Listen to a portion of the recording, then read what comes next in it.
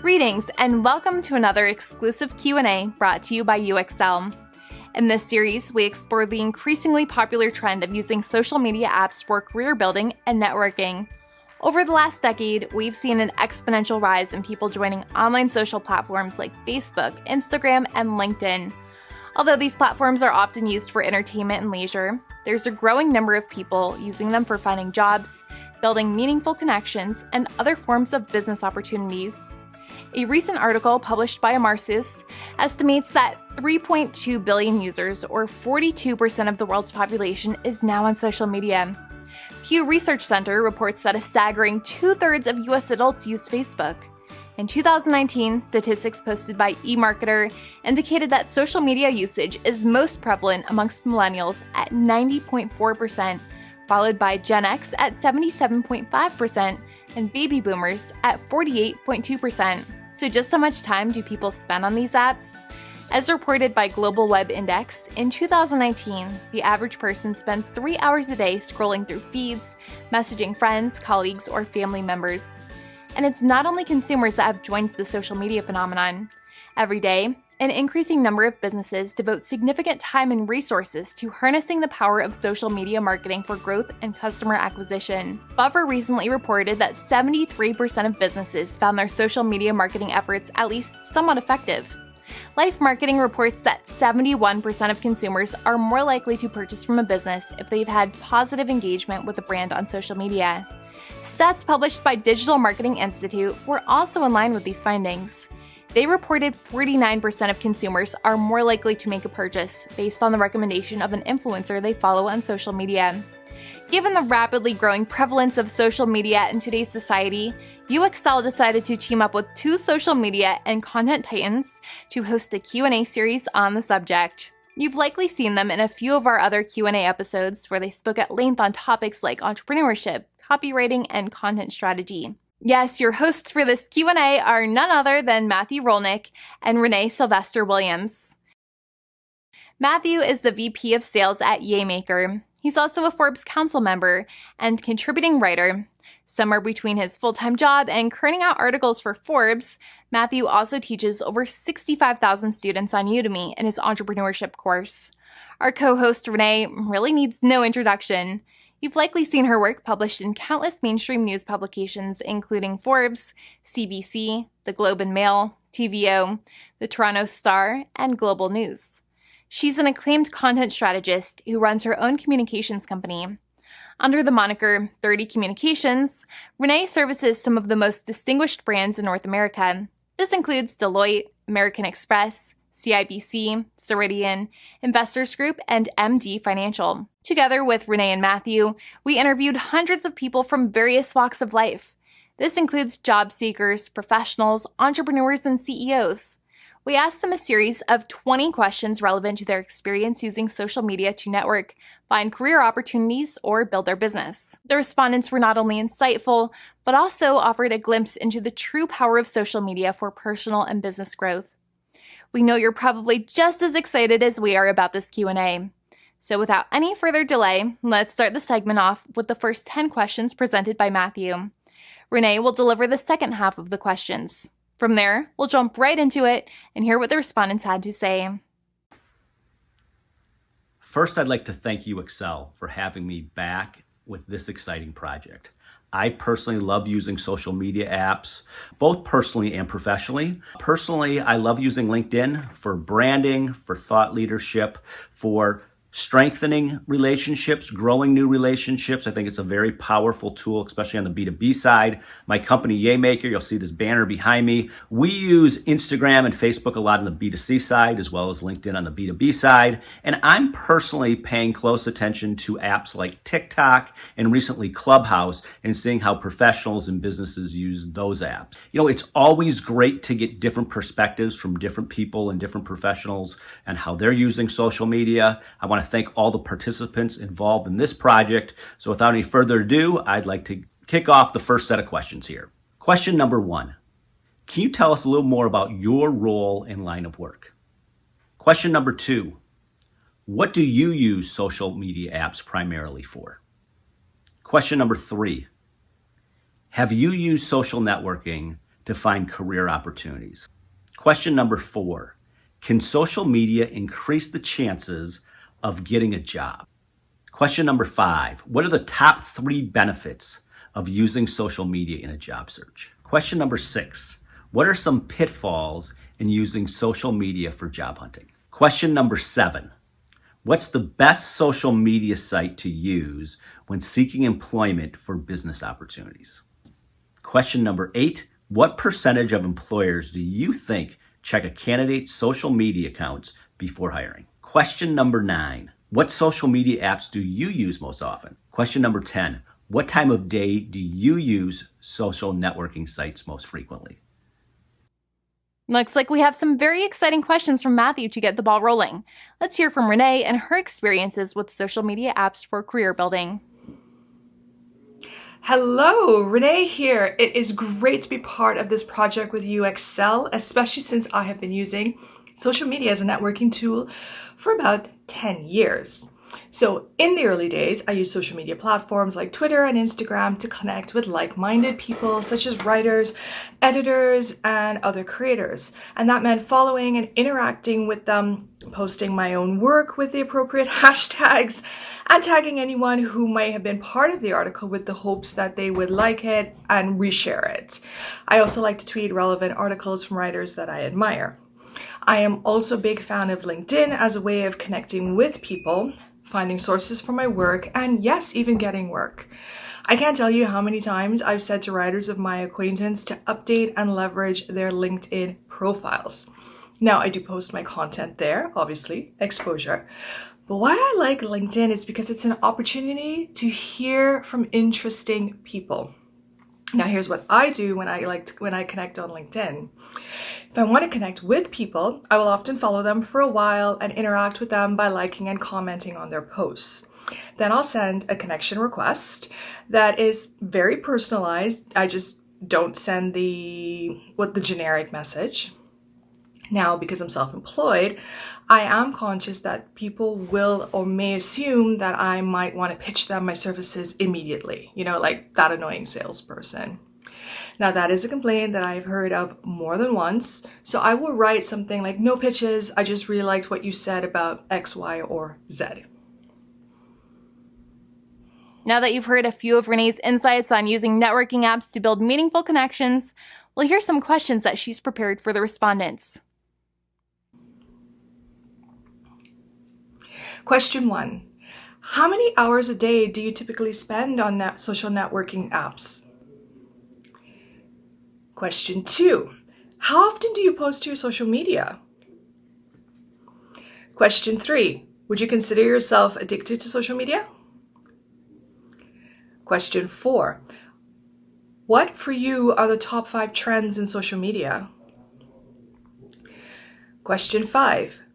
What's the best way to grow your following on social media? Question 6. Have you ever used social media for network building, and how was your experience? Question 7. Do you follow any influencers, and what social media experts or influencers do you follow? Can you give us a list? Question 8. How do you stay current on all the shifts and innovations in social media? Who do you follow? How do you keep up with the trends? Question 9. Are there any hot new social media platforms on the horizon we should be aware of? Question 10. What are you most passionate about? Awesome! It looks like we have some very exciting talking points to explore during this Q&A series. It's time to hear what the respondents had to say. Take out your notepad because you're bound to learn some valuable tips that will help you land that next dream job. Let's dive in.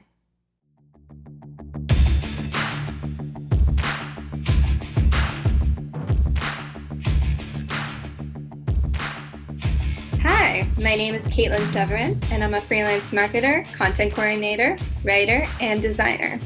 I want to thank Excel for inviting me to be part of this video, and I want to thank Matthew and Renee for asking these questions. So let's get started. So I work full-time as a freelance marketer, and I specialize in social media design, management, content creation, writing, and email marketing. My work has been featured in publications like Vice, and I've worked with a number of businesses all across Canada and the US in multiple industries as well. I've worked in beauty and wellness, mental health, tech, real estate, mortgaging, and now sustainability. Primarily, I use Instagram as my main social media app. I actually run a business page called Socialize with Kate, and I'm always welcoming new followers. Here, I offer advice and tips to brands, influencers, and businesses who want to increase their online presence and find their brand voice. I also use this page to network and connect with other business owners and freelancers, and so far, I've actually gotten a few projects and gigs right off this Instagram page. Moving away from Instagram, I use Pinterest to get inspired to create more content, as well as find email marketing examples or captions. I've also worked with businesses on their Pinterest page, and I use Facebook to join freelancing and marketing groups. So here's where I can, again, connect with other freelancers, find projects, jobs, ask questions I may have as a freelancer, and just find really anything that's in my line of work. You can actually find a lot of experienced freelancers on Facebook. They're always willing to talk. And I've created and hosted ads on Facebook for some of the businesses that I work with. I've absolutely used social networking sites to find business opportunities. The main one that comes to mind would be LinkedIn. I've used LinkedIn to connect with other freelancers, as well as people who are in more senior positions that I may want to have in the future. And it's great because if you're scheduling these calls with these people, you can always learn something new, whether it's about their own career journey or something that you may need to do to find your goals and to reach them. And I've also used it to apply to full-time jobs or even just projects or contracts positions. So it's been really great for me. Moving away from LinkedIn and Indeed, I've also used Facebook and Instagram to connect with other business owners, whether they be small or large, and to also find more opportunities for work. These social media channels are a great way to find out how these businesses present themselves to a wider audience and to their followers. And I can also use my own experience and skills to assist them on these pages.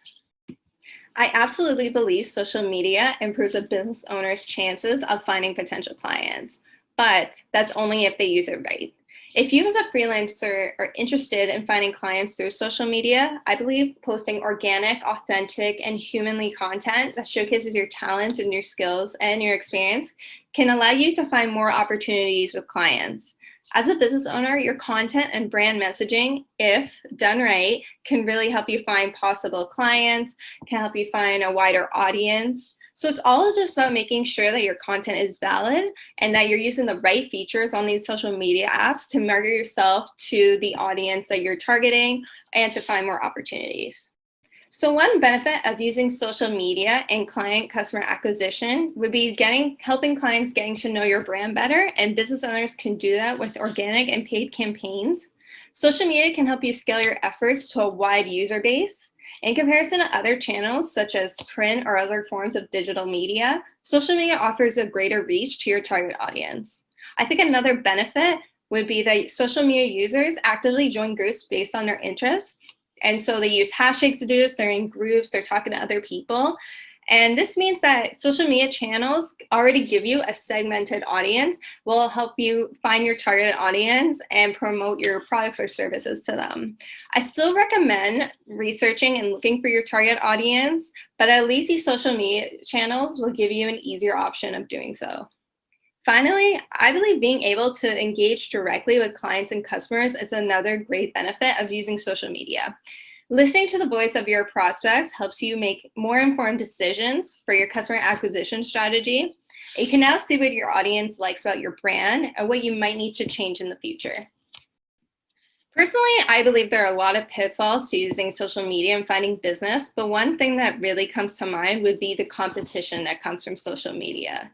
Since most social media channels are free for anybody to use, businesses within the same category or industry can fight or bump heads for the attention of the same audience. So here is when you have to kind of figure out how to differentiate yourself between other businesses or brands. So how can you stand out from the rest and get the clients that you're fighting for? This can take up a lot of work and free time, which as a freelancer, I definitely know the struggle. That's not to say you can do it though. I just recommend using your skills and your experience and finding ways to stand out from your competition on social media. I believe finding the best social media sites to use when seeking customers or business opportunities is totally up to you and what your career goals are. Personally, I find Facebook and LinkedIn have great tools to find job opportunities. There's millions of Facebook groups and users can post job opportunities or talk to other people and network, and you can directly message the poster or potential client as well and get more information from them. LinkedIn is also a great way to find different opportunities in different industries. I believe if you have a good, updated profile that lists your experience, lists your skills, lists your past jobs, and even have a couple nice headshots, you can do very well in finding business opportunities on LinkedIn. Personally, I wouldn't be surprised if 1/3 of social media users on any social media channel, whether it's Facebook, Twitter, or Instagram, researches the business before committing to a purchase or a service. I know I've personally done it. I know a lot of people who have done it as well. They're not just searching on Google reviews, they're also looking at your content and seeing what other people are saying about you. And, I think this is very important for brands to have a good voice and to be able to engage with their customers and see what they like and don't like. So that way they can have better reviews on their pages and in a way find more opportunities to bring in a wider audience of customers. So personally, the social media apps I use most often would probably be Instagram, whether it's for business or personal. I am always on it. It also has everything I'm looking for. And like I said, everyone's on it. So I always get a sense of FOMO every time I'm not on it. So usually in the morning, I access social media for my clients. So this is where I'll post our accounts, I'll engage with other possible clients or businesses, and I'll just have more ideas and find more resources from social media. Usually in the evening when I have more free time, I'll go on my own social media pages, and this is where I can create more content, plan what I'm going to post next, and maybe find more job opportunities. During the week, I'll spend on average anywhere from 3 to 5 hours on social media, but I would not be surprised if it was more. But on my days off, I try not to go on as much, and I try instead to go outside and to kind of get off my phone. So for my clients, I often recommend that they post 3 to 4 times a week just to be consistent, but some of them do want to post every single day, which is totally fine as long as they have the authentic and valid content ready to go. On my own personal account, I try to post every 2 days or every other day if I have the content ready to go. 1000% I am addicted to social media. But you know what? It's an addiction that has led me to more job opportunities, to meeting business owners, and to kind of creating a brand for myself and to network with other industry professionals. While social media has really helped me in my career, I definitely try to give myself a break. I think we all need to remember that we only post the best of the best on social media, and taking yourself off of it every once in a while will give you a much needed reality break. So there have been a lot of trends in social media. They come and go very fast, but here are some of the ones I've seen in the past year. First, I believe video content will dominate everyone's feed in the upcoming year, especially with the introduction of Instagram Reels and platforms like TikTok. More businesses are including video content strategies into their business plans, and more are posting videos of themselves, showing face, or just problem solving on videos. I would also say live streaming will be a huge thing and be a huge trend on social media this year. We see a lot of streaming content on websites like YouTube, but now sites like Instagram and TikTok can let users start a live video at any time during the day, and they can even contact or reply to other users during that time. I also think audio-based websites like the new app Clubhouse are going to play a huge role within the next year. Unlike applications like Zoom where you have to schedule a call with someone, Clubhouse can allow you to jump on any audio chat room and learn from other users or to jump into a discussion with them. So I think these apps will also be great for networking and for finding more business opportunities for freelancers like myself. We've also seen a rise in consumers who are actively seeking out brands that are more sustainable and better for the planet. So I believe a trend will be that more brands are going to start to put more of an emphasis on sustainability, how their products are sustainable, how their packaging is helping the earth, and how they can help us in the process. Finally, I think social commerce will continue to expand in the next year. More social media sites like Instagram are allowing businesses to sell products right on the site instead of taking users to a third-party site. So I think more brands and marketers will leverage this feature and incorporate social commerce into their marketing strategy. So I'm going to let you in on a secret. There is no magic trick to getting over 1 million followers overnight, unless you're a celebrity or you go viral for some reason. I think growing a relevant network of followers is all about engaging with other users and businesses, posting relevant and consistent content, and just being authentic. While I personally don't have a large following on my own business page, I've interacted with local business owners and fellow freelancers and marketers. And I've done this through liking, sharing, commenting on other profiles. And through this, I've actually gained a huge network of people that I can trust and I can go to if I have any questions. And no matter what, I will never buy my followers. I 100% do not recommend doing that. I've used social media channels like Facebook for network building. So I'm actually in a couple of marketing and freelancer groups, some local ones as well. And here I've built a network of fellow freelancers and business owners. I've also found projects and job opportunities using Facebook. And I think if you join these groups, you can always interact or keep communicating with your networks as well. So on my personal page, I do not follow many influencers unless I've worked with them directly or they're a close friend of mine. I do try and follow and support micro influencers, or those who have a smaller following but have great messaging with their content. I do, however, follow a lot of social media experts, and some even follow me, which is fantastic. I'm a huge fan of the Sunday Social and With Honors, which is a marketing agency in the US. So I try to stay current on all shifts and innovations in social media just by doing my research and staying active on multiple social media channels. I try to follow users who teach our audience about new features and trends on social media, and I actively look for them to use my own work. I also follow blog posts like Influencer Marketing Hum and Hootsuite, who publish blog posts about new trends in social media. Right now, I think the hot new social media platform on the horizon would be Clubhouse. More and more users are being invited to join the app, and more celebrities are also joining in. Here is where they can talk about their experiences in the industry, talk to users across the world, ask for advice, and learn new things. I also think traditional social media channels like Facebook, Twitter, and Instagram are always going to be successful. These websites aren't going anywhere. Everyone's on it, and they're constantly shifting to appease their users. As a freelance marketer, I am very passionate about graphic design, writing, social media management, content creation, and I'm passionate about helping small businesses increase their online presence through my work and experience.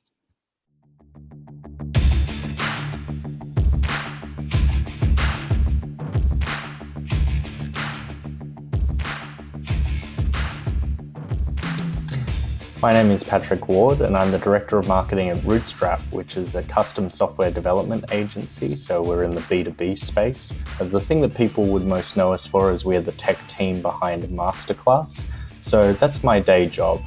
I run marketing, making sure that we generate new leads and opportunities, building our brand, and managing all the different channels that consist of a marketing mix for an organization. Beyond that, I'm also the founder of NanoGlobals, which is a website that helps remote teams operate efficiently across borders. We're really in this stage where distributed tech teams operate over many different countries and many different continents, and that's created a new world of communication, particularly induced by the pandemic. And that's something that I've specialized in my years in software, and hence why I created a business around it as well. So although I have a day job, I was inspired during the recent global pandemic, which incidentally we are still a part of, to create NanoGlobals. NanoGlobals is an expert-led platform that helps tech companies operate efficiently with remote teams, namely across international borders, as well as dealing with things like asynchronous communication. So how do you use tech efficiently to make sure that your team, wherever they are located in the world, operates at the peak of their productivity? The two main things that I use social media for are personal and professional. So on the personal side, like many people, I use social media to keep in touch with friends, former colleagues, family, especially since I'm here in the United States and all my family is back home in my native Australia. So that's one benefit. The more pertinent benefit that has happened over the course of my career is professional. So obviously it is really useful for finding new job opportunities, for understanding the culture of a particular company, whether it's going to be a type of company that I want to provide my services in the form of labor to. And also, more importantly, finding clients, namely being in the B2B marketing space. A lot of my time is spent on demand generation and lead acquisition. And obviously a big component of that is focusing on where are our buyers, where are they located online, and more often than not, social media is one of those easy avenues to find them.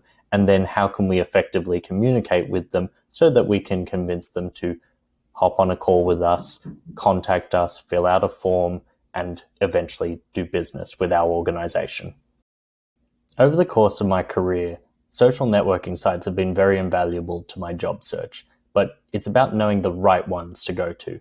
You wouldn't go to someone for a job on Facebook, and you wouldn't go to someone perhaps on Twitter or Instagram. Those are more personal ones. Instead, you want to go to the professional ones. Obviously, the big 800-pound gorilla here is LinkedIn. Now, LinkedIn has been a really useful one over the course of my career, but it is getting very saturated and it's hard to get any form of response, even if you are crafting the appropriate message, if you found the right hiring manager or recruiter. So what do?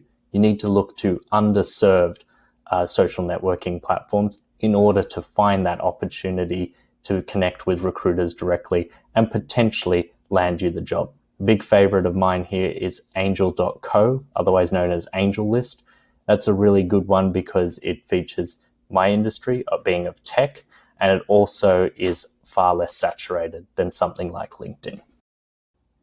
It's not really a case of top 3 benefits of social media. It's top 1 benefit of social media, and that is most notably that it gets you the job. And what do I mean by this? It actually allows you to identify who is posting the position, who in that organization is hiring for that position, and that those are 2 different people more often than not. Usually the person who posts the position is someone in HR, like a recruiter, but the person actually hiring, or the hiring manager as the term goes, is the person who is going to be your boss should you be successful in acquiring the position.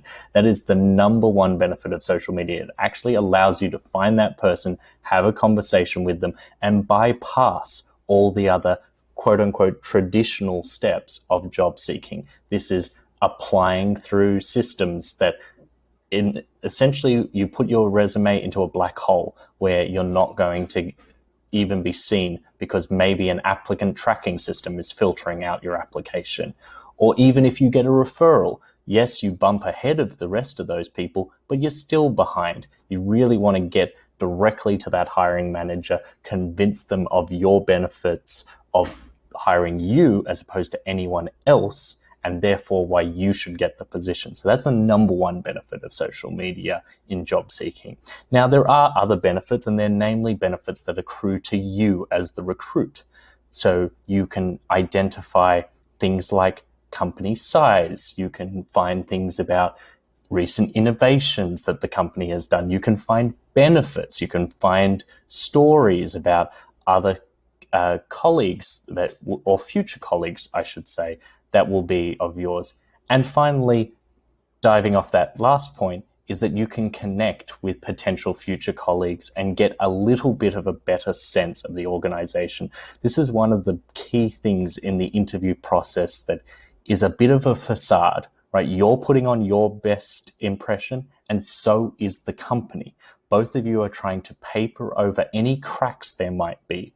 Now, if you want to work for a company, it's pretty important that you know all the weaknesses of that company as well as them knowing yours. Only then will you get a true match between company and your skill set that makes the best possible partnership. There are many pitfalls for using social media because at the end of the day, people still treat it as if it is push communication like more traditional forms of media, like radio or TV. The thing with social media is it is a conversation. You can't just immediately walk up to someone and say, "Hi, buy my product." That's what you're doing when you send someone a direct message straight away, asking them to hop on a call with you and buy your service. You need to make sure that you earn that trust. And this is one of the key things. People think, oh, if I just post enough on social media, people will automatically buy. No, they buy from people they trust. So that is the time for you to think about, okay, is my ideal buyer here on social media? Great. What are the problems they have? Yes, obviously you're going to be focused on the problems they have that your service or product can solve, but also think tangentially. What other things can you be helping them with? Only by doing this are you able to avoid those pitfalls coming across as scammy or spammy, and making sure that you're delivering true value to your prospect and even earning the right to have a conversation with them so that you can pitch them of why your product and service will be better. At the end of the day, we're not in the cold calling era of the 1980s anymore. Consumers have the information at their fingertips. So you're not just going to belligerently hard sell them into buying your product or service. You need to earn it. So my ballpark before doing any research on this was thinking 70, 75, maybe 80%. I did do a little bit of cheating and found it's over 90%.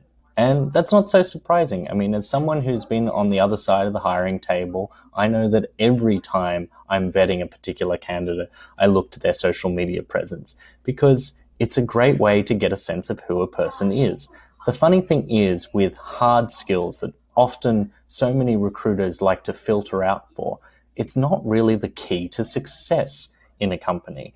It's not even whether that candidate has industry experience. That's not the key to success. It really is about their work ethic and their mindset. And you can kind of start to get a little bit of a sense of a person's psychological makeup and that mindset through social media. So that's why I always use it to vet, because it's really important to make sure that you're understanding that, is this person going to be a cohesive cog in my team? Because someone who doesn't have all the hard skills but is a cohesive cog helps multiply that team's impact. Even if you have a really talented person but they don't mesh with the rest of the team, that will end up harming your team's productivity. We all know the story of the talented jerk. You don't want that. So use social media to make sure you vet your candidates appropriately. Being in the B2B space, this one's easy. It's LinkedIn. Obviously, the other social networks are really important in terms of building brand, but at the end of the day, when you look at B2B marketing, your biggest measure is lead generation. How many new deals, how many new FQLs, SQLs, and then ultimately revenue you're bringing into your organization. So namely, given that you want to be in technology, you need to look where the technology buyers are, and most notably, they are on LinkedIn. So obviously, that is my primary one. Generally, I'm having it available any particular time of day. So it's really hard to say when I'm looking at it. I would say, I check it in the morning. I have it periodically checked throughout the workday, and then also have it checked at night because I'm waiting to see if I get any new messages in, and I want to be prompt and timely with my responses there. So if I was to put an amount of hours, I do try and limit it to about 1 to 2 hours. And the reason you want to do that is we all get into that habit of doom scrolling, right? And this is true even of professionals, of spending too much time on LinkedIn thinking like they're networking, but they're actually not. They're just wasting time. So you want to have a clear purpose of when you come online. Is it how many connection requests am I going to send out? Is it how many DMs am I going to send to people? Is it I'm going to post a piece of content and I'm going to engage with 10 other pieces of content? Whatever that metric is for you, you need to figure that out ahead of time so that you're diligent and efficient with your time on social media. Everyone's always obsessed with the latest hack or some form of tip or trick that allows them to grow followers. But the fact of the matter is, there are all the different tricks that you can use, but it won't actually gain you a relevant network. At the end of the day, you want to be creating social posts that are around topics that your target market is going to have problems with. Because at the end of the day, why does anyone want to hire you, or why does anyone want to buy your product or service? It's because you or your product or service is the solution to their problem. And this goes back to something that I've seen time and time again, where it's often some of my most underperforming posts that have gotten me the most results. I remember a post that I did on LinkedIn about buying a car is like building an app. And creating that analogy between those two actually yielded a $100,000 engagement. Now that post got 10 times less views than most of my other content, but that was the point. I was creating a relevant network. So don't get so caught up in the amount of followers. Think too of, are my followers my ideal buyers? If that's the case, then you're doing the right thing. Even though I'm in the B2B space, surprisingly, LinkedIn groups are not that effective. They used to be very effective when LinkedIn was really pushing them in the early stages and understanding its place as a networking platform. Now, LinkedIn still is that, but unfortunately, as they shifted priority to their newsfeed, LinkedIn groups got left behind, and many of them became essentially spamming of posts, people just looking for engagement on their content. Ironically enough, Facebook groups have been the real shining light in the last couple of years, provided there is good moderation. And this is true of all groups, in that any group has the potential to yield networking benefits for you, but you want to make sure that the groups you join have effective moderators, because otherwise it just turns into this race to the bottom where everyone's pitching their service, everyone's trying to hustle and gain something out of each other rather than truly collaborating and being a true community. One of the most effective ways I've seen groups get around this is usually having a certain day or a certain post which allows people to pitch.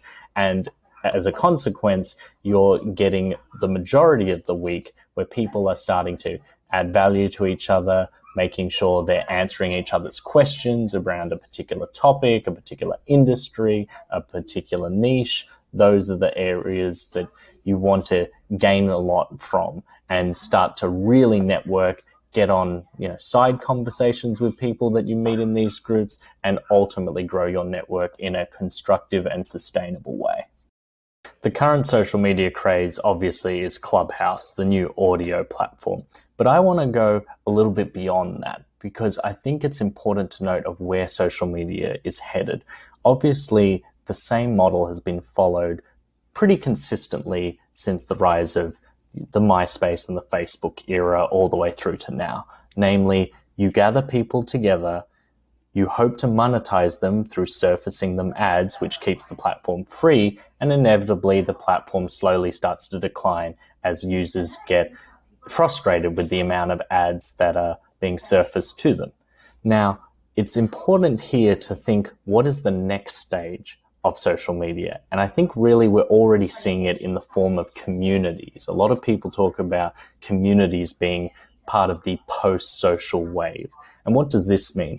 We're going to start seeing more and more niche groups, because it still provides the same benefit as social media, namely allowing people to collaborate, network, have a sense of belonging, but without the current model, which is ad supported. So where should you be looking? You should be looking for niche Slack groups or Discord groups. I would imagine that companies will try and create communities around their own brands, but namely those two platforms, Slack and Discord, they're very popular right now, but they're still well on the way to being truly global organizations. And I would say that those will be the types of platforms that are going to replace what we think of when we say social media today.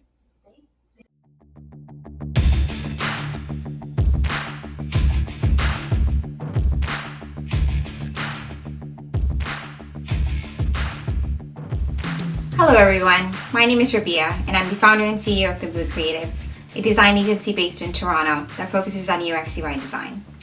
I have over 10 years of experience in business strategy, branding, and product development. I primarily use social media apps for networking with others in the industry, to build my business and connect with more clients, and to share my story and build my personal brand. I use social networking apps all the time to build new business and to build credibility in my industry. In fact, majority of the business opportunities that I come across are from online sources. That's a great question. Yes, all business owners can certainly find business opportunities online. I think this has really become a necessity, especially in the post-COVID world, where pretty much everything is being done online. So it's really important for small business owners to consider an online presence, even if they're not necessarily comfortable using social media. I think it's really important for them to take that step to build their business and open up the opportunities for themselves. Well, there's no one social media platform that is better than the other. It really depends on your target audience and where do they spend majority of their time online. For a lot of B2B customers, LinkedIn is a great platform. And for those business owners that are looking to connect with customers, they can definitely look in Instagram and Facebook because a lot of B2C sales are done through that way. So you really have to think about who your target audience is and based on that, decide the best social media platform to focus on. In a recent report published in Forbes, over 90% of millennials look online for reviews before making a purchase or contacting a business. That just tells you how important it is for you to have an online presence to let the world know that you are here, especially in the post-COVID world where everything is getting done online. In the past, I've really focused on LinkedIn as my primary social media platform.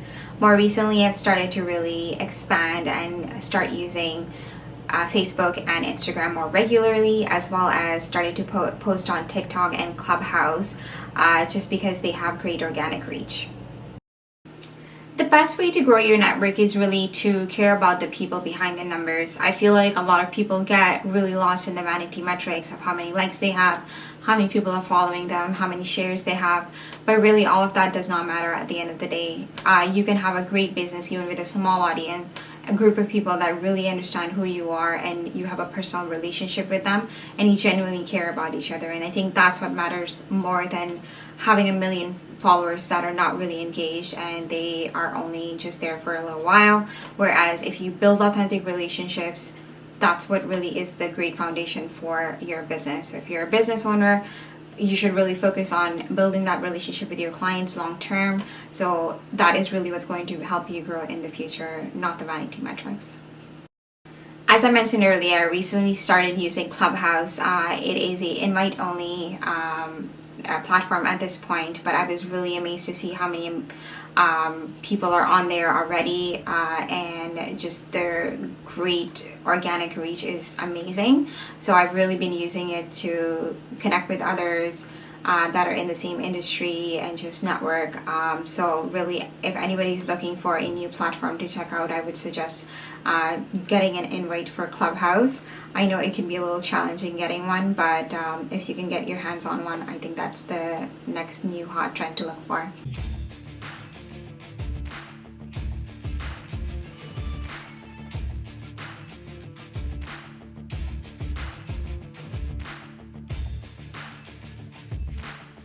My name is Lauren Kinghorn. I'm a digital entrepreneur. I have created 3 niche websites, mostly in the mommy niche.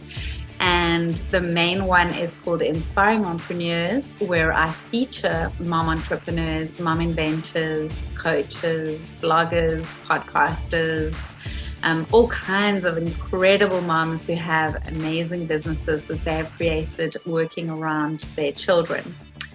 I also have a couple of YouTube channels and podcasts myself.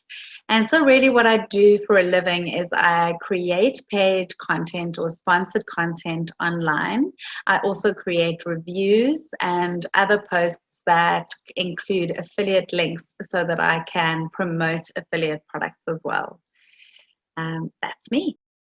Well, I use social media apps primarily to share the content that I've created online. The idea is to get people to come to my site and visit my websites and read my posts.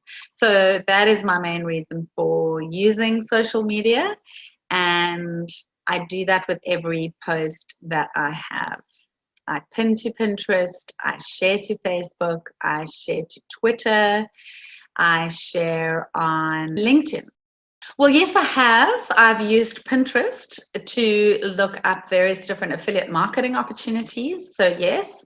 And then I've also found that a lot of opportunities have come my way via LinkedIn. I haven't actively sought out opportunities on LinkedIn, but by building my profile and by building a very, very targeted niche audience on LinkedIn, I find that amazing opportunities come my way all the time. In fact, this opportunity to work with UXL came to me via LinkedIn. LinkedIn is a professional platform, and that is where I seem to achieve most of my success on the social media side. Absolutely love LinkedIn. Absolutely. I think this social media is pretty much the best way for a business to find clients. I agree that it would be a great idea to have a storefront if you have products that you're selling, a physical place to sell products, but your website is, of course, also a storefront in itself if you're doing e-commerce and selling your products online.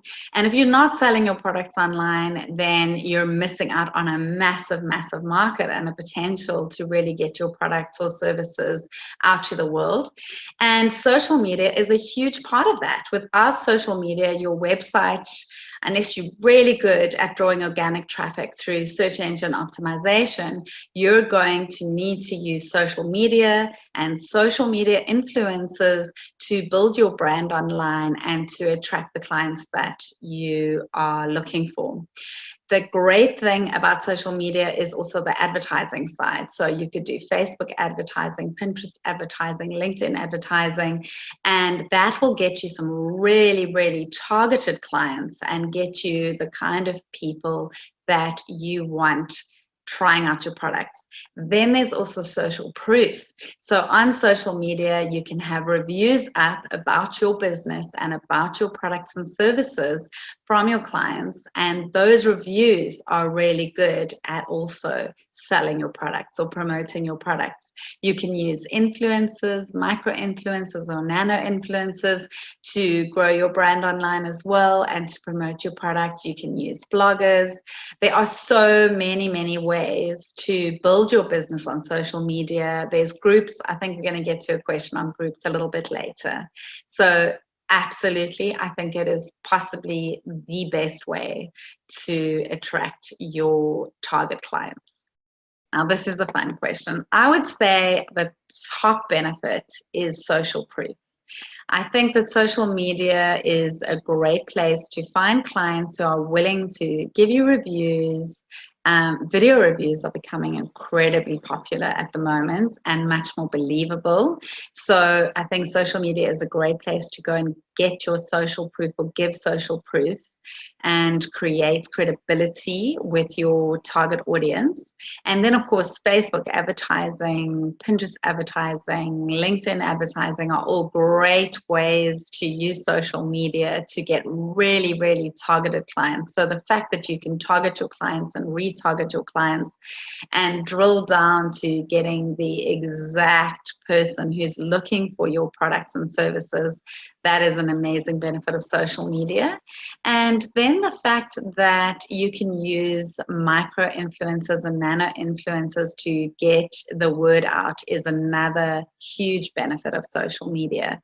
If you can get influencers on your side, you can get them shouting out the benefits of your products. And that again is more social proof that you can use. Other than having reviews and testimonials on your own page, you can actually have them on multiple pages on various social media accounts.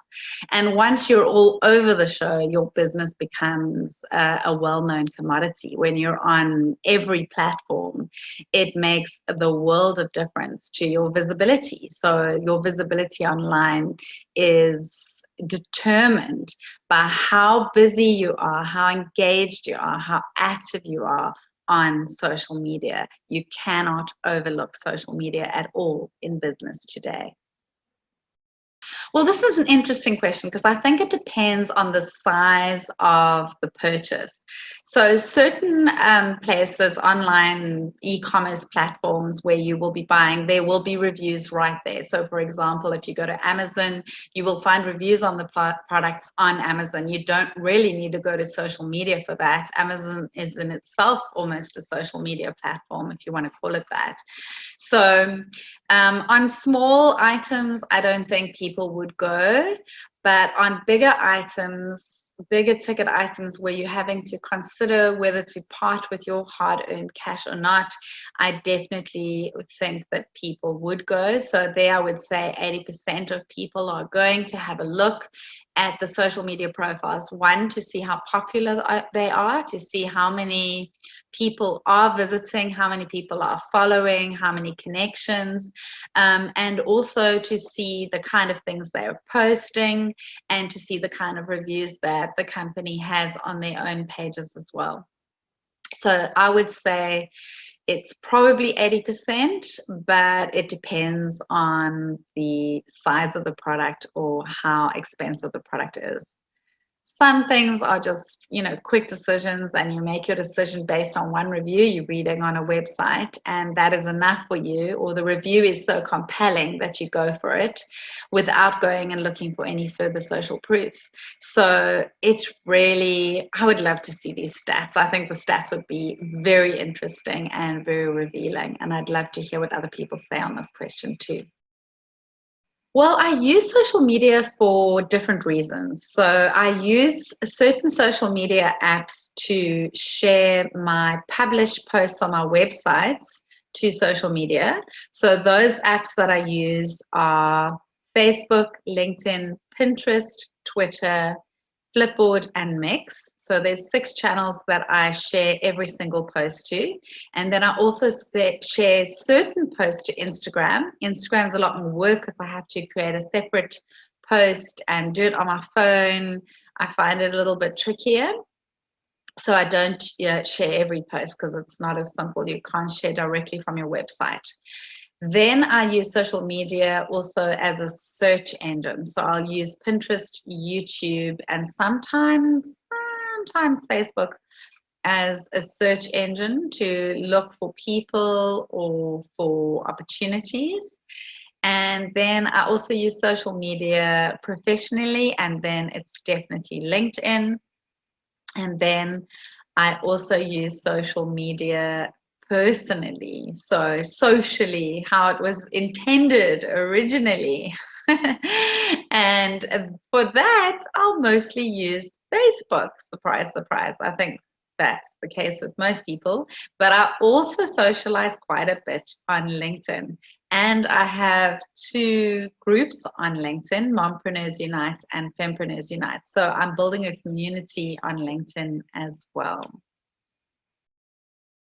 So this question is a little bit complicated for me because I'm accessing most social media sites in the morning because that's when my son's at school.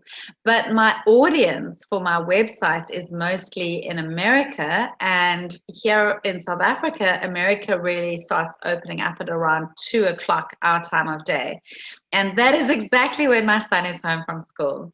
So it's a little bit tricky for me to get social media right. I'm not actually posting at the right time of day. Yes, I can schedule posts, and I have done that. But the thing with scheduling posts is once you've posted, you are supposed to engage after posting. And if I'm not there to engage after posting at the right time is meaningless. So this is really why I need to have a very good social media manager on board handling my social media for me, especially for the afternoon run and the evenings when America is awake and I am sleeping. Well, I wish I knew how many hours I spend a day on social networking apps. I've heard that you get an app on your phone that can tell you this kind of thing, and I really should be checking that, or maybe there is a way to check, and I haven't really ever bothered to look. I'm guessing it's about an hour a day, maybe it's 2 hours a day.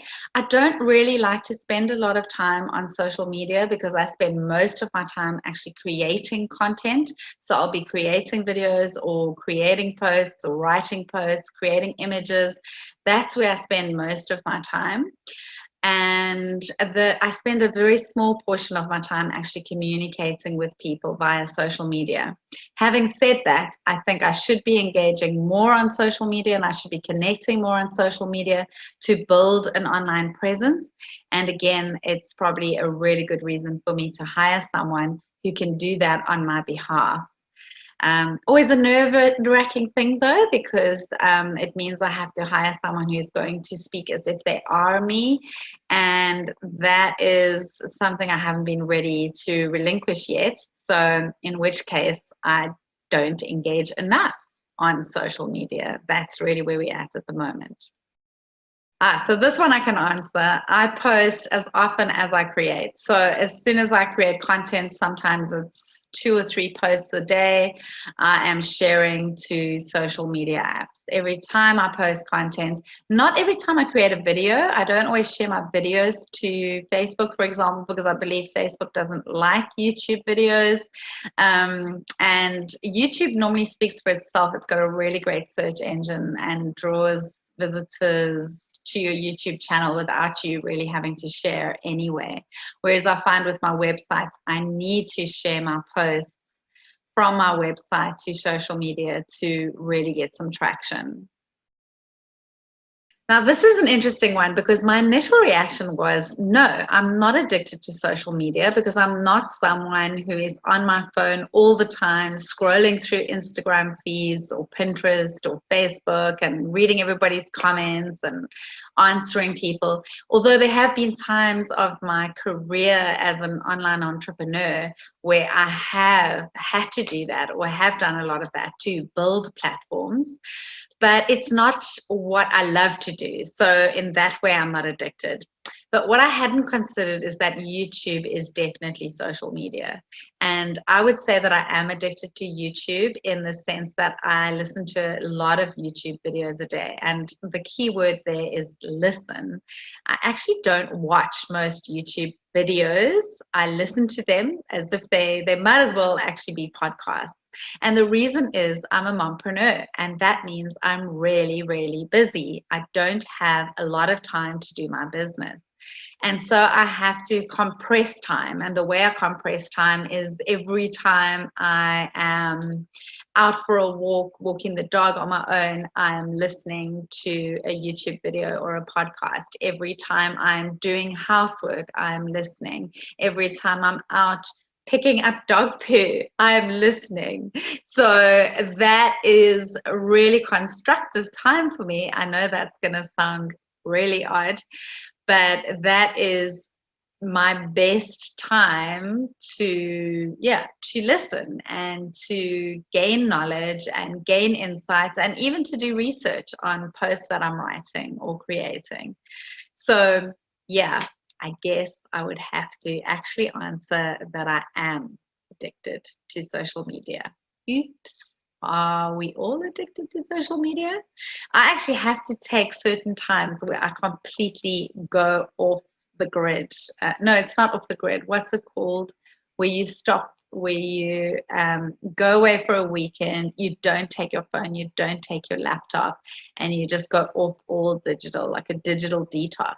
I have to do those. If I don't do those, I go a little bit insane. So I think the top 5 trends in social media are definitely audio.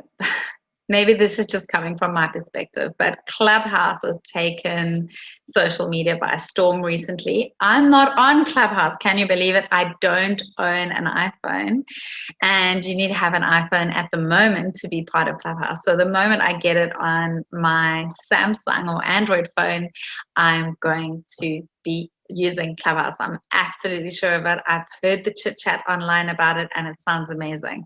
So I would say that is a big social media trend online, not just Clubhouse, but all podcasting, Spotify, There's so much audio out there, and it's becoming more popular. Even searching online using voice search is part of that whole auditory thing. So we're starting to use audio more. Then the next one, of course, is video. Video is huge. It's even bigger than audio. So YouTube is not going anywhere. There is a whole lot of other channels where you could be placing your videos other than YouTube. And of course, live video is becoming a massive, massive thing. I'm a little bit cautious of live video. I have done a number of live videos on Facebook with friends, but what doesn't appeal to me about live video is that people can pop on and say really crazy things that have got nothing. They're not relevant, and that's one of the things I really don't like about Facebook. So I think if there was a platform to do live video that was safer and that I knew there were not going to be strange comments or strange people popping on, I would feel a lot more comfortable. So there's definitely a place in the market for that, or I need to look for the right profile for that. Perhaps it's YouTube, but I don't know. I've had some really strange comments on YouTube that I've had to delete. On my Course in Miracles videos, I'm doing spiritual videos, and I'll get these comments where people leave links to porn sites, and it's totally unrelated. So social media is a little bit scary in that sense, and I maybe should have mentioned that in the pitfalls as well, is that when you go live, you are really putting yourself out there, and people take advantage of that. There are people waiting to destroy what you're doing, which is not great. But we're on the trends, aren't we? Influencer marketing, I think, is one of the major trends online. It's big on Instagram, on Facebook. People are using influencer marketing more and more in the blogging world as well. And on videos, sponsored posts are becoming the norm. Big companies, big brands are using influencers, nano influencers, the really small ones, and micro influencers as well. So yes, I'd say influence marketing is the next one. And another one that I've noticed is that a lot of companies are doing their customer service via social media, especially Facebook. So you will go to someone's or a company's Facebook page in order to get the quickest assistance. I will find that I might go to a website or an email and it takes me a lot longer. The customer service seems to be more responsive on the Facebook platform for most companies than anywhere else.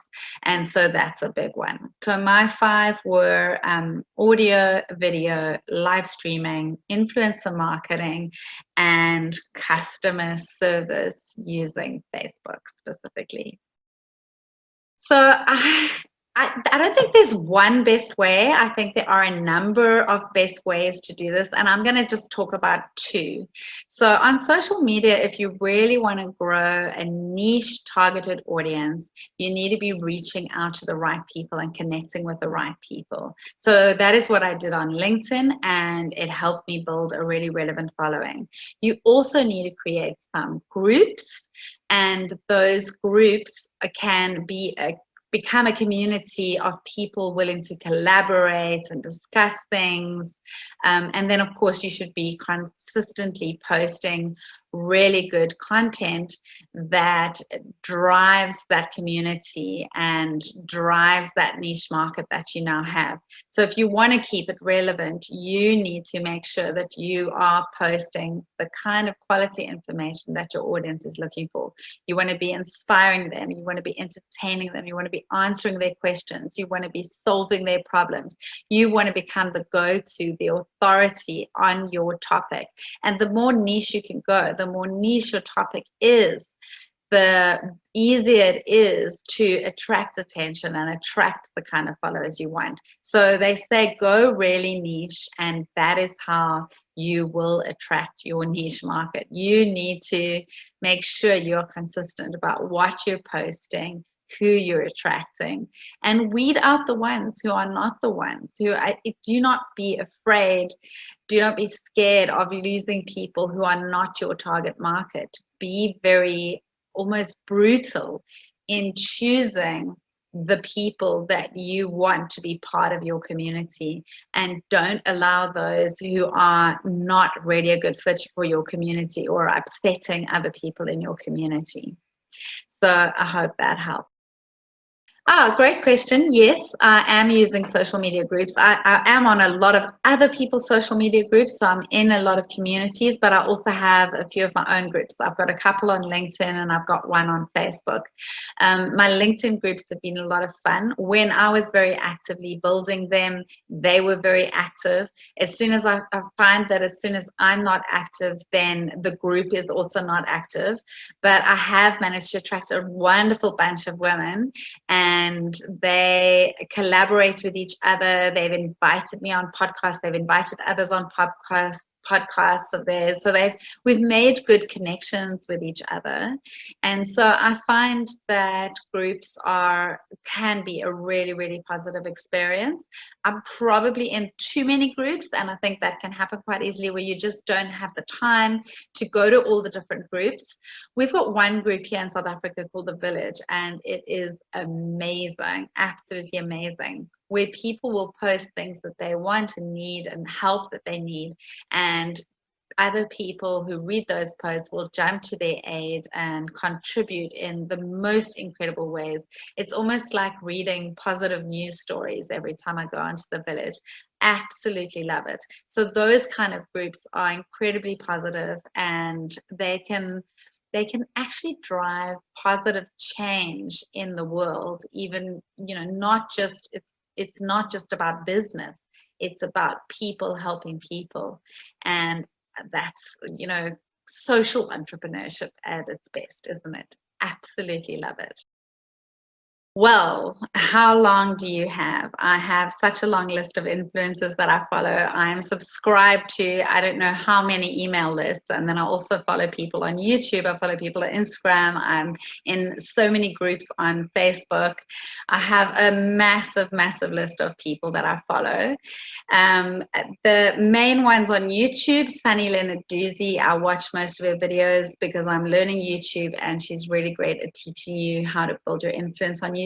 Gillian Perkins is another one I've come across, and I like her videos as well. And then I have a community at Wealthy Affiliates. I follow a number of people on Wealthy Affiliates who post incredible posts. They may be not social media followers unless you consider Wealthy Affiliates a social media. It is a community very similar to Facebook, but it's all affiliate marketers. So I follow the top affiliate marketers on there. I follow the top mom bloggers. When I was learning how to blog, I followed all the top mom bloggers, like, for example, Rosemary Gorona, the Busy Budgeter is one that's still in my mind. And then top female bloggers like Michelle Gardner-Schroeder. She owns Making Sense of Sense, the personal finance blog, and she's done incredibly well. I'm not sure what she owns now, but when I was following her and learning blogging, she was making about $100,000 a month. So I love to follow people who are willing to share their incomes online, because that does help me know where I'm going as an entrepreneur and whether they are the right people to follow. And then I have a number of South African influencers that I follow as well, like Lynn Haystamen of Kaboki. I do live videos with her. So whenever she invites me, I'm very happy to appear on her live videos, and we have lots of fun. And then I'm in another community called the Caffeinates Academy, run by Abigail Klopper. And there's a lovely bunch of women there as well. They're all female entrepreneurs. And she has a paid membership site and some great training and courses. And we all get together and discuss things that help us online. That's where I've seen the chit chat lately on Clubhouse. Yes. It's all of the Caffeinate ladies that are talking about Clubhouse at the moment. Most of them have got the bug, and they're really going for it. So yeah, following influencers helps me keep my ear to the ground. It helps me know exactly what's happening out there. These people are really ahead, and so they know where I should be going, and I learn a lot from them. Well, I stay current by really listening to all those other influencers online. I am getting a lot of emails in every day from my all of the influencers that I subscribe to. So I'm on a lot of different email lists. And because of that, as those emails pop in, I generally just read the headlines, and that gives me an idea of what's going on. And then also on Facebook groups and on LinkedIn, just kind of tuning into the chit chat when I am online and seeing what other people are talking about. That kind of helps me. Well, I don't know about on the horizon, but I know that the hot social media channels right now are definitely Clubhouse, and Clubhouse. TikTok, of course, has been on the rise for quite a while. It's really popular. So TikTok and Clubhouse are doing great. And then platforms like Spotify and other podcasting channels are doing really well. I love Anchor FM. It's my favorite place to podcast, and Anchor shares to all the other podcasting channels or platforms, and that's really great. And then I have to mention that WhatsApp has been probably my most busiest place to be chatting with real live people or people that I know. And WhatsApp is going off the boil lately. A lot of people are moving away from WhatsApp because they don't like their new policies. And the ones that are taking over from them seem to be Telegram and Signal, and I believe WeChat. I have tried WeChat quite a way back. I'm not sure how much it's changed since then, but I haven't used it for a while. I would say WhatsApp, Telegram and Signal are the big ones. And then it's not a social media channel, but Zoom is taking the world by storm since the pandemic started. Zoom is becoming a place where a lot is happening. People are doing all kinds of presentations. I'm using Zoom right now to record this video. Say that I'm most passionate about people. I'm most passionate about my family and my friends, my son, my puppy, my mother, my husband. Our family life is very, very important to me. I have an amazing circle of friends, both online and offline, around the world and right here. I love building relationships. Relationships are important. The other thing I'm passionate about is personal development, feeding the mind. I do a lot of meditation. I do a lot of stilling the mind, as well as a lot of motivational stuff, inspirational. I'm really interested in how we can achieve happiness in this lifetime. And how our relationships make us happy as well. So those are my interests. I also love physical stuff. I love walking and yoga and Pilates and swimming. So yeah, anything to do with health and wellness is very exciting to me. I've been passionate about the health and wellness. It's been a big drive for me for years and years and years. I have been a massage therapist for 10 years full time. I have studied all kinds of different modalities. I've done EFT, I've done quantum touch, I've done Reiki and various different massage modalities as well, aromatherapy, reflexology, shiatsu, polarity therapy. So there are tons of, that really catapulted me into the health and wellness side of life, I would say. And I'm interested in how we can take care of ourselves. So it's self-care, rather than handing over to doctors.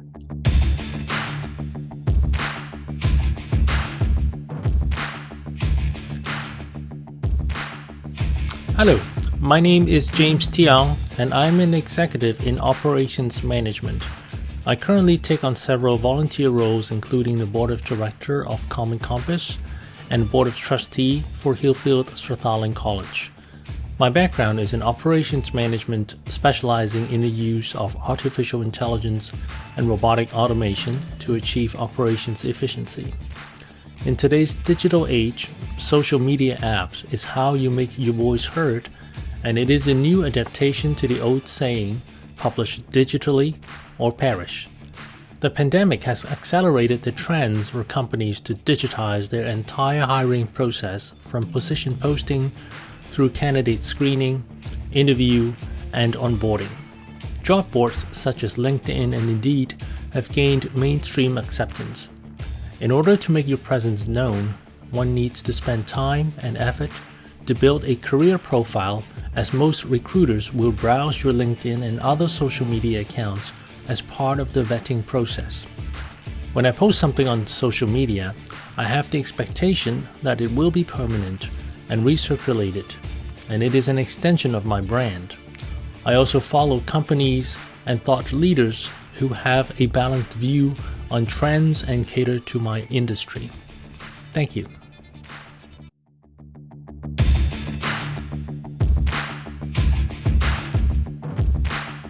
Our company is called Admass, and what we do is help brands and influencers achieve success on social media by providing a platform where they can connect with one another, which helps brands find influencers faster and more efficiently than before, saving them time and money, and helps influencers find better collaboration.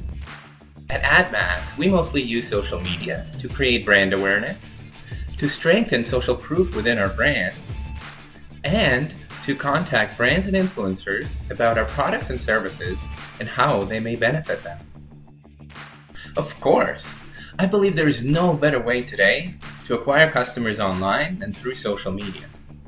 There are over 4 billion people now using social media worldwide. Not only that, but in 2020, over 500 million people started using social media for the first time. This is showing a 13% increase in social media usage in a single year. Of course, a lot of that is due to the pandemic. However, it is showing an overall trend in social media usage, the growth of social media usage, and the abundance of customer acquisition methods that are now available through social media. Not only that, but 1 in every 8 people use social media the moment they wake up. It's the first thing they do in the morning. So if you're advertising on social media, you are going to be the very first thing that your customers see when they check their phone in the morning. It definitely can, especially if you're using the right methods. In my opinion, traditional social media advertising is becoming a lot less impactful than it was a few years ago. The reasons behind this are the increase of usage in ad blockers and the increase in users' susceptibility to ad blindness. Almost 90% of people ignore ads they see online today. And on top of that, almost half of the population of North America are using ad blockers. Both of these jeopardize the impressions you receive from your customers when you're advertising using traditional social media advertising options. However, with the rise of micro and nano influencers, a lot of brands are harnessing the power of influencer and creator marketing in order to achieve more and get closer to their brands through word-of-mouth recommendations that influencers and creators can provide when brands engage in collaborations with influencers and creators. I believe that a winning strategy is a combination of organic growth, creating higher engagement through organic growth techniques, used in tandem with influencer marketing to propel your brand and your audience forward. Well, the most obvious benefit is generating sales. However, when you advertise on social media and you grow your brand organically through your social media accounts, you're not only reaching customers and generating more sales, you're creating powerful content, you're branding yourself, and creating huge brand awareness that helps you grow long-term and in long-term saves you money that you don't have to spend on advertising since you got organic growth fueling your brand forward. In my opinion, the top 3 benefits of advertising on social media and using social media organically are sales, brand awareness, and social proof, which strengthens the trust from your customers and clients within your brand. I believe one of the hardest things about social media is getting started. When you just get started, your audience is very low. you have no followers. You're trying to figure out what to post, when to post it, and it can become extremely difficult and challenging at the beginning. However, there are ways around that.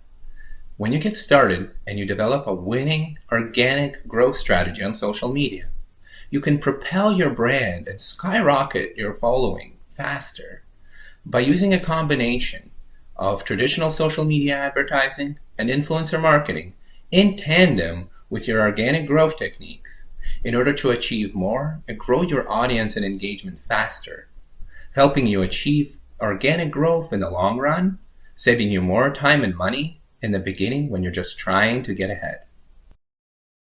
I believe this really matters on the nature of your business. If you sell to businesses, LinkedIn and Clubhouse are the best way you can go. If you're selling to consumers, Instagram, Facebook, YouTube, TikTok, those are great social networks for you to channel.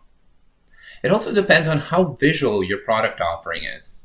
If you're an e-commerce brand, TikTok and Instagram should be definitely on top of your list. You're missing out if you're not using them. If your product is a little bit less visual, it could be a really nice way to tweet about things because tweets are not as reliant on graphics, and you don't need a video every time in order to post. It obviously depends on your resources as well. TikTok and Instagram require a little bit more resources than social media platforms like Facebook or Twitter. Of course, YouTube requires you to make a video, which again uses up a lot more resources, and if you're just getting started, this could be a difficult social media network to use. I believe most people today will do a quick Google search about your product and service before conducting business with you online. A recent study shows that 96% of people check an online review before buying your product or service. Of course, when they do a quick Google search, one of the first things that's going to show up is your social media accounts. So it is imperative to create a strong social proof within your brand through social media and to strengthen your customers' trust by creating a huge social media presence that they can look at when they try to find your reviews. Personally, I use Instagram and TikTok the most. As a company, however, we use Instagram, LinkedIn, and Twitter. Personally, I use social media whenever I have a little bit of downtime. As a company, however, we do things a lot more strategically. We use a special online scheduler that checks our audience and engagement metrics every time we post and provides it with a better scheduling system that tells us when to post for utmost efficiency and highest engagement. Using that, we make sure to properly schedule our LinkedIn, Twitter, and Instagram posts. At Admass, we are dedicated to providing the best level of service to brands and influencers who use our platform. Due to this, we spend about 2 hours a day on social media, browsing, trying to figure out the latest trends, understanding the industry inside and out, what people like, what don't people like, and really knowing our market so that we can help our brands and influencers stay on top of the game when they use Admass. Well, this really depends what kind of social network you're using and what your brand really is. Fashion Nova, for example, posts about every 30 minutes, every day. We at Admass, however, do things a little different. We post about 1 to 3 times on Twitter, we post once a day on LinkedIn, and we post once to twice a day on Instagram. At Admass, of course, we can't live without it. The rise of micro and nano influencers is huge. I'd say it's one of the biggest trends today. To those who don't know, micro influencers are influencers with under 100,000 followers, and nano influencers are influencers with under 10,000 followers. One of the reasons behind this is because micro and nano influencers actually provide a way higher audience engagement rate and usually provide a better return for every dollar spent on advertising than big influencers do. And it's obvious. The followings are a lot more intimate, it's a lot more targeted, and people are a lot more likely to listen to the recommendations they see created by those influencers in their posts. Another huge thing today is contests. We see a lot of brands, Fashion Nova, we see Doritos, we see a lot of brands using contests to leverage higher engagement and to achieve more on social media. If you're a TikTok fan, you've seen one of those challenges. I'd say that's another huge trend today. Challenges are becoming more and more popular, especially when it comes to TikTok. Video and live streaming is another huge one. No matter what business you are, whether you're selling to businesses or whether you're selling to consumers, video and live streaming are imperative for your usage on social media to get a higher engagement. As a matter of fact, videos can return 3 times or greater of engagement than regular image on Instagram. And the last one, I would say social commerce. Social commerce is absolutely huge. I think it's going to be even bigger. We've already seen it with YouTube Ticketmaster postings. We've already seen it with Instagram shops, Facebook shops, and it's only going to grow from here. Social commerce in general is growing very rapidly, and with the platforms hopping on top of the trends, I think there's going to be a lot more tools in the future that you can use to leverage for your business. I think there are 2 main ways to grow a relevant network of followers on social media. If you're using a platform like Facebook or LinkedIn, groups are a great way to channel additional networks and to grow your own following. You can create entertaining content and post it within the groups or share your own posts within the groups and slowly see how the followers from those groups become your followers on your social media accounts. If you have a little bit of money to spend, I'd recommend finding like-minded influencers who can promote your social media accounts and help drive more traffic to them and to your posts, helping propel your engagement forward. Of course, you can use Admass for that. One of the benefits of Admass is that it's free for brands and creators to join. So you can start finding like-minded brands and like-minded creators to help grow your social media accounts, to buy shout-outs, or to buy sponsored posts, whichever you find more convenient. We at Admass absolutely believe in helping new brands and influencers achieve success on social media. We love doing that. That's why we exist, and we hope to see you there. Well, I believe I sort of already answered that in the previous answer. However, yes, of course, we've used groups ourselves, Facebook and LinkedIn alike. We absolutely love posting in groups. We find it really helps your growth. We find it also provides a very relevant network of followers, so the engagement grows as well in tandem with your following. And I absolutely think it's imperative for any brand, business to business, business to consumer, doesn't matter what kind of niche. I think it's really, really important to use groups in every social network that you can use them in. As an influencer and marketing platform, at Admass, we follow all the biggest influencers and all the biggest creators. It's an absolute must because nobody knows the industry better than influencers. Often influencers will spend a full time worth of hours in order to understand their audience and to improve engagement on their posts. For them, it's a side business. For them, it's a full-time business. And nobody knows engagement better than influencers. So we follow all the most popular influencers that are relevant to our brand. We also love to stay up to date on the latest news using blogs like Social Media Today, Social Media Examiner. Those are our 2 favorite blogs for social media news and social media trends. We love to follow basically anything and anyone that has anything to do with social media in order to know the industry inside and out so that we can provide the utmost benefit to our clients and our creators within our platform. We stay up to date on the latest trends through 2 methods. One method, as I mentioned, is to stay up to date on the news.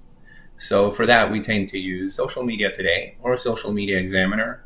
Sometimes just a quick Google News search on the latest social media trends and latest things and events that are happening in the world. Another big thing of that is statistics. We love to stay in touch on the latest statistics. Influencer Marketing Hub for us is a huge one. We like to check their benchmark reports, a few others. It's another huge part of what we do and how we stay on top of the trends. So trends and news is one of them. The other is simply browsing social media, as I mentioned previously. About 2 hours a day we spend browsing social media, understanding what people do, understanding what kind of challenges are happening, what kind of trends are happening within the social media networks.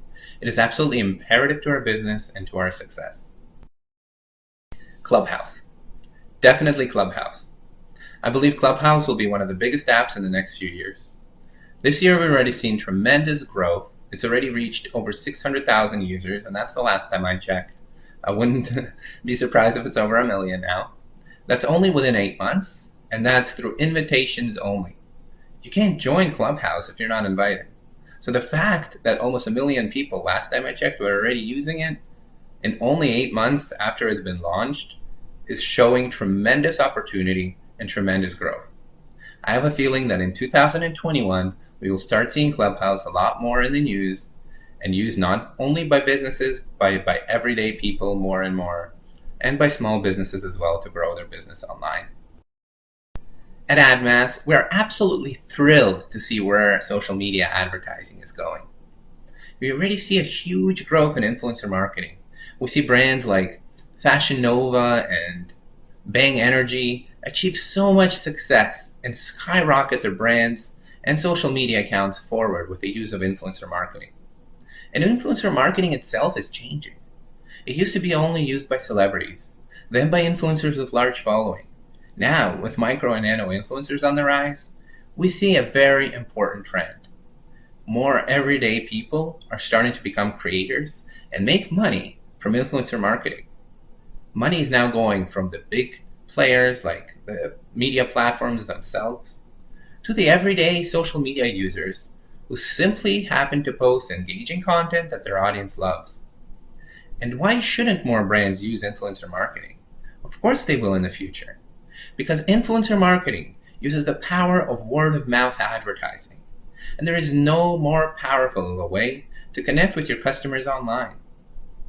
As more and more people will start recommending your products and recommending your brand on social media, brands all over the world will start using it more and more, no matter what the size and no matter what the industry. I believe that in the future, we will see a lot more brands of every variety start channeling influencer marketing as an advertising method on social media.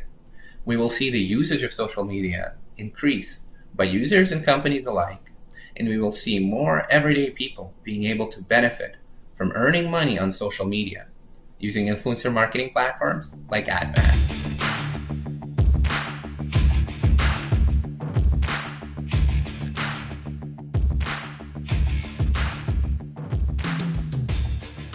Hi there, my name is Cosmos. I'm a freelance writer and I write articles and news posts for different companies across the United States, Canada, and Europe. My role is coming up with emerging stories, coming up with a content strategy, and writing up content that is of value and engages with our audience.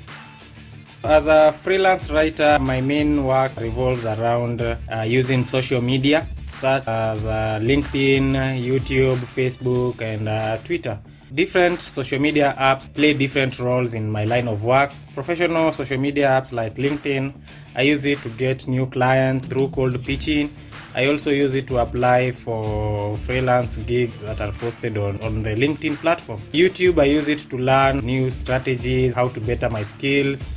Check out how other people are doing, how people are progressing in their line of work. Mostly I'm more focused on watching other freelance people out there who have YouTube channels. I use Facebook for checking maybe advertisements from different companies. Social media is really important in a freelancer's life. Majority of the work that I get is through social media and referrals. So I have used social media, especially LinkedIn, to get career opportunities. Once I deliver really nice work, my clients will most likely refer me to some of their colleagues and other companies that are in need of my skills. Top 3 benefits of using social media is there's a lot of jobs. Like on LinkedIn, there are thousands of jobs regardless of your specialty or industry. The other thing about using social media is that it enables you to showcase your skills to the world, whereby it makes it easier for recruiters and potential clients to come to you. And also you are able to choose a company that best fits your work ethics by reading through their social media pages and profiles. Social media plays a major role in improving one's chances of getting an opportunity, because you are able to showcase your profile to the world, and any potential employer will first need to see your portfolio. And using social media such as LinkedIn, You can create a professional portfolio or profile on your LinkedIn page, whereby you can discuss your experience, your education, projects you're working on. You can also get recommendation from past clients, and this might just increase your chances of getting a new opportunity. Pitfalls of using social media is that not all companies are present online. There might be a very good opportunity, but the company maybe doesn't have a social media page. The other is that you might not get a response, since maybe that's not the HRs or the correct personnel managing the social media platform. You need to have a very attractive profile, which can be a challenge since you don't know what your potential client or employer is looking for in a candidate. 100%, the best social media site or platform to use when looking for a job is LinkedIn. LinkedIn is a professional social media platform whereby potential employers and employees showcase their skills, experience, and company profiles. So if you want to use a social media platform for finding work, LinkedIn is the first choice.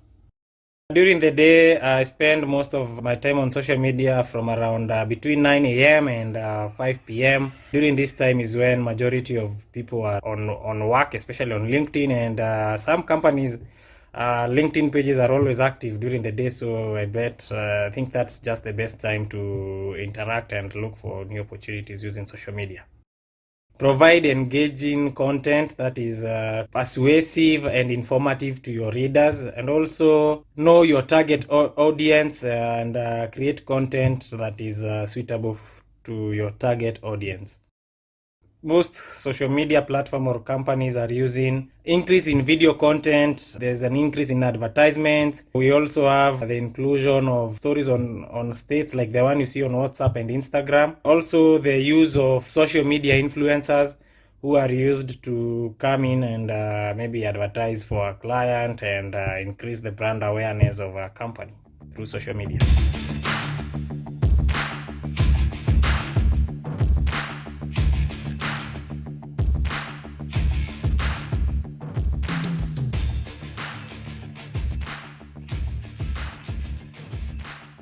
I'm currently working as a technical consultant at CGI Quebec. I spend most of my time browsing two apps, including LinkedIn and Instagram.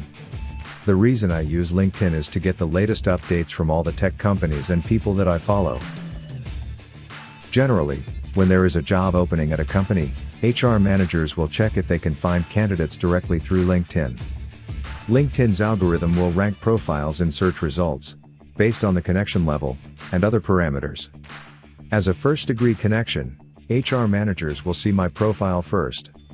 LinkedIn will also send out notifications when relevant positions open up.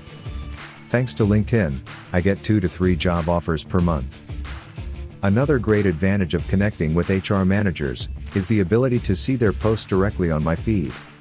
I often see posts regarding jobs, and this gives me the opportunity to message them and learn more about the role.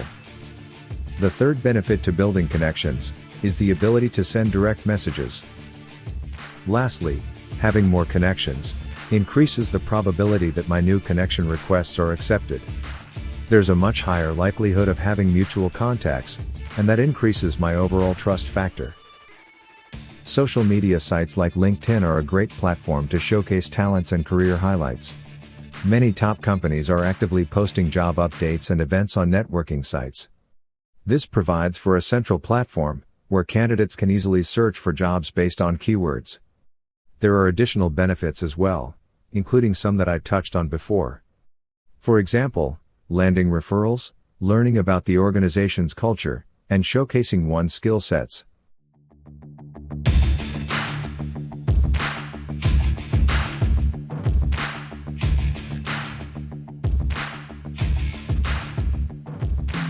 I currently am an operation manager for a retail company, as well as an independent artist. I currently use social media more so for personal interaction.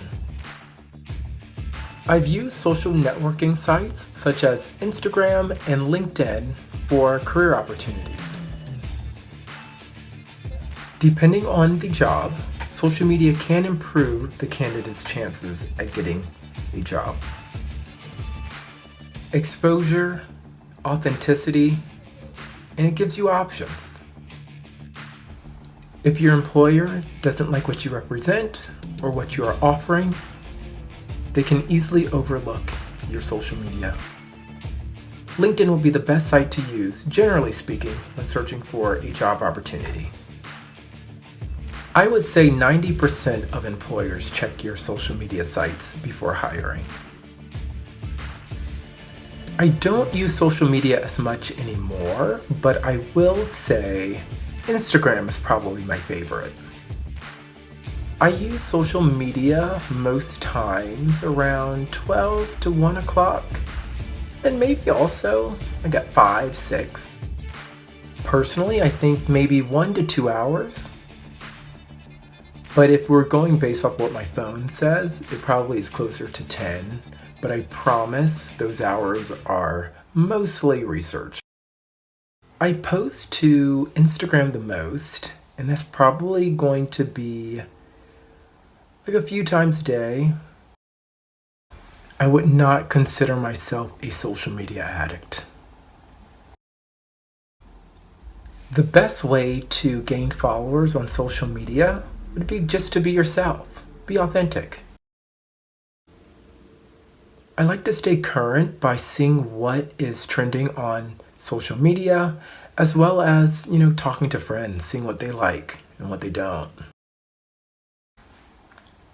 I'm most passionate about wellness and things such as skincare, eating healthy, having an active lifestyle.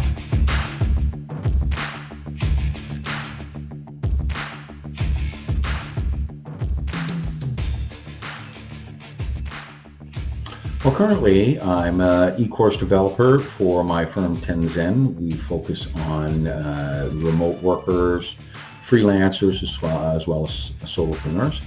And that comes from, or the courses are based on 35 years experience in business to business, as well as business to consumer, marketing, sales, management. My experience in those fields are broad. I've represented high fashion, jewelry, as well as consumer electronics and computers, cell phones, all, you name it. So I take what I've learned in those 35 years and apply it to these e-courses so that solopreneurs and remote workers can get better jobs, basically obtain higher paying contracts, develop better business relationships and maintain those business relationships, and live more fulfilling lives as far as financially and mentally. Well, at this point, with respect to Tiang, because we're about to launch, we use the apps to seek freelancers primarily that can help us with social media, web development, different areas that I don't have the expertise in.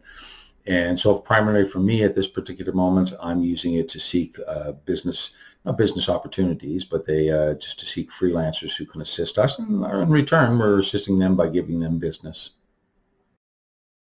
Now, as far as using social media for business opportunities, yes, in some regard I do. Primarily, though, I'm searching out for freelancers and others that can assist with my business, and in turn I'm assisting with their business because I'm giving them or developing contracts for them. So at this point of Tiang, which is still in its, I don't want to say infancy because we're going to be launching shortly, but at this point we're more about attracting what we need, the tools that we need to build our business, and in turn helping others build their business, in particular freelancers. Well, I think it's critical now in today's environment, today's work environment, if you wish to call it that. Social media is critical for building exposure, for building your brand. So yeah, you can develop customers. I think it's primarily just reinforcing in the customer's mind a place to go, so that you may not, when they're glancing through social media, immediately develop a customer, but by building your brand, when they do find a need for your product, you will come to mind. Now, if we're talking about the three benefits for client acquisition or interaction, I think that's just it. Number one would be, of course, exposure of your brand, which is critical. Number two, being able to disseminate or inform your potential or existing customers of your products, any benefits or new innovations that have come out, and also just interaction with your customer. It's more a human-to-human connection, and I believe that's where we're going in the future. Probably the biggest problem when it comes to acquiring or working with your clients or searching out clients or business opportunities is the sheer number of social people on social media, people on social media. I think it's you really have to do your due diligence to enable you to cut through the chaff to get to the wheat, as the old expression goes. As far as myself, the best site that I find for attracting business or working with freelancers is got to be LinkedIn.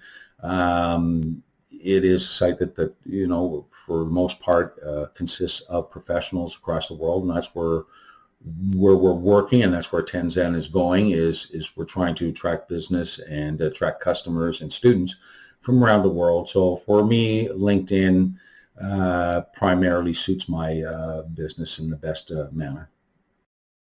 As far as what time I access social media, primarily for me, it's in the morning. It's something I tend to hit right away after I make my first coffee, review some of the news, review some of the different LinkedIn, the trending that's been tailored to my interest. And so I like to spend an hour or half an hour going through that. And plus I like to communicate back with people who have sent messages to me or responded to messages that I've sent to them. So I have a coffee or two, get that done, and then it's on to the main focus of my day. As far as how often I post on social media, I tend to post about 2 or 3 times a week. It's not about the frequency. Of course, it's about creating good content. And right now I'm tied up with a lot of different things. That's creating the courses, creating email sequences, working on some other projects that I have. Plus I work for a multinational firm still that I have to commit a certain number of hours to. So 2 to 3 times a week suits my schedule right now. Well, addicted to social media, I would say during the elections in the U.S., I was probably paying more attention than I should, being Canadian as well. But of course, Canadians are highly affected by what happens in the States. And let's face it, Mr. Trump is a bit addicting in that regard. He's a character, and he was interesting to follow. I find myself since the election not so much spending more time with work and the appropriate things that I should be addressing in my life. With regard to creating a group of followers and loyal followers, it's all about creating good content. All you have to do is really look at what you follow and who you follow, and why. Look at the reasons, of course, why you follow those people. And generally, you'll find it's because you like their videos, you like the content, the way they present their videos, the way they present the information that they have. And so I always find that if I like something, I try to replicate it and put my own twist on it. As far as using networking groups for business, I have to some degree, but I find, of course, the tendency with people and myself, I'm not excluding myself from that, is that you want to try and sell the other person. You're more concerned about your service or what you have to offer than what they have to offer. So in that regard, it's if you're going to be using social groups, make sure that you're offering a lot of content, a lot of information, a lot of valuable information for free. That's the way to consistently build a following there and have people and build trust. And that's what it's all about when you're dealing with those groups. It's about building trust. As far as social media influencers, the one person that comes to mind, because I deal primarily with digital marketing, is Neil Patel. I like the way he presents his information. He's not showy, he's not boastful, he's very relaxed. You wonder, how did this guy even make it sometimes, because he's so casual. But he knows his stuff, and brilliant man, and presents in a very, very relaxed and formal way. And I think that's what his, or the basis of his success. As far as shifts in social media, the ones that I've seen more prominently would be Parler, Telegram, those particular ones, which tend to be more far right, which I don't follow myself, but I understand that there are people that like to, which is fine, but it doesn't suit my needs. Well, to sum things up, what I'm most passionate about is the creating process itself, the creating of content, putting together PowerPoint presentations, putting together email sequences, writing. I didn't mention it. My other projects consist of writing novels and screenplays, which I really quite enjoy. So it's really what I find passionate, or I'm passionate about, is going from nothing to something, taking ground zero, or going from ground zero and creating something and putting your stamp on it. I really am finding that I'm quite passionate about that. I don't know if it's Maslow's legacy or self-actualization or something where you want to have your life mean something, but I just find later in life disseminating and putting forth information that I've learned, like the wise old owl, as I get called sometimes. I find that has become my greatest passion.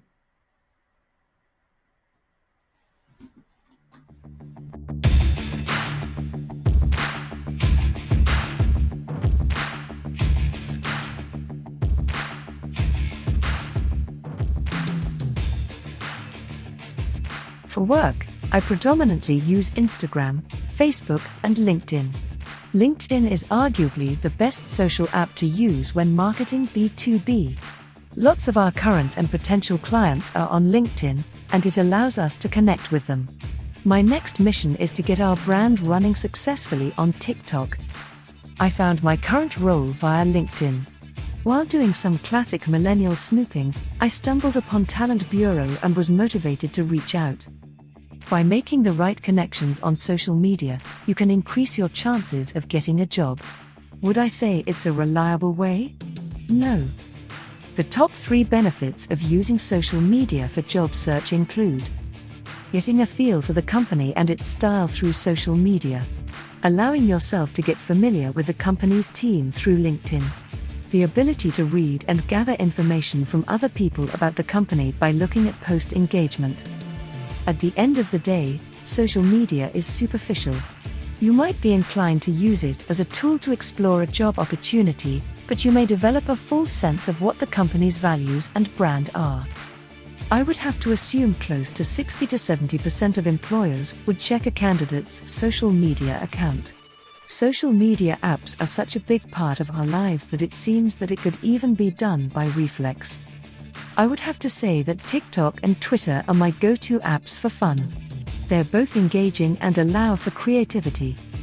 I usually will check my social accounts in the morning, right before that work rush begins, or just around 3 p.m.